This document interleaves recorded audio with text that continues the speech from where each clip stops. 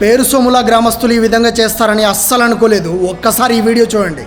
మనం గత కొన్ని రోజుల క్రితం నంద్యాల జిల్లా సంజామల మండలం పేరుసోముల గ్రామంలో ఒక పురాతన కోనేరు దుస్థితిని గురించి తెలియజేశాము. దీనిపై స్పందించి అందరూ కలిసి శ్రమదానం చేసి ఆ కోనేరును పూర్వ వైభవానికి తీసుకొచ్చారు. ఇప్పుడు అదే గ్రామంలో దాదాపు ఎకరా విస్తీర్ణంలోని ఒక కోనేరుని గ్రామస్తులందరూ కలిసి సమిష్టి పోరాటంతో ఏకదాటిగా దాదాపు 15 రోజుల పాటు శ్రమించి ఇలాంటి దుస్థితిలో ఉన్న కోనేరును ఈ విధంగా తయారు చేశారు. అద్భుతాన్ని సృష్టించారు. వీరి ఆలోచనకు వీళ్ళు చేసిన పనికి చేతులెత్తి మొక్కాలి. ఇలాగే ప్రతి ఒక్క గ్రామంలోని వారు సమిష్టిగా ఒక్కటే మాటపై నిలబడి ఇవి కేవలం రాతి కట్టడాలు మాత్రమే కాదు, మన ఇంటితో సమానమని భావించి శుభ్రం చేసుకోగలిగితే ఈ రోజు సమాజంలో ఒక్క పురాతన ఆలయం కానీ కోనేరు కానీ ఇలాంటి పరిస్థితుల్లో ఉండవు.